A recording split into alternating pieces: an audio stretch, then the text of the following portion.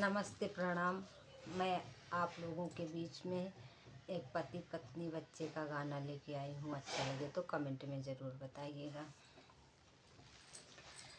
अरे कमैल्या बालमा हो, कमैल्या बालमा, अबही उमर बा कमाई के, कमैल्या बालमा अबहिन उमर बा कमाई के, कमैल्या बालमा।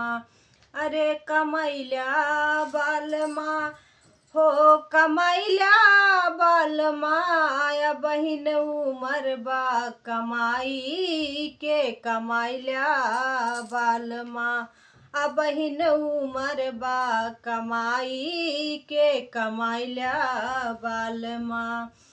लड़का बच्चा छोट छोट बा, दुई पैसा धैले त्या। लड़का बच्चा छोट छोट बा, दुई पैसा धैले त्या। बहिन उमर बा कमाई के, कमैल्या बालमा बहिन उमर बा कमाई के, कमैल्या बालमा।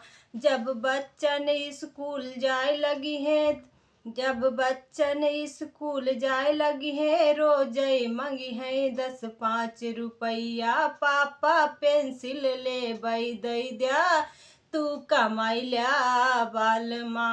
पापा पेंसिल ले दई दिया, तू कमैल्या बालमा।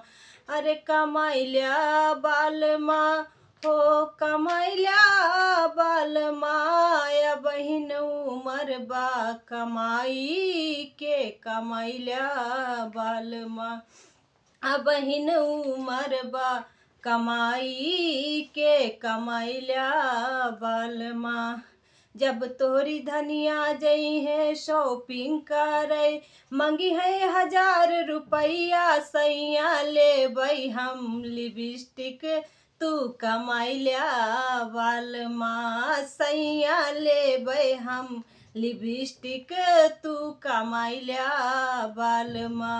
अरे कमैल्या बालमा हो, कमैल्या बालमा, अबहिन उमर बा कमाई के, कमैल्या बालमा अबहिन उमर बा कमाई के, कमैल्या बालमा।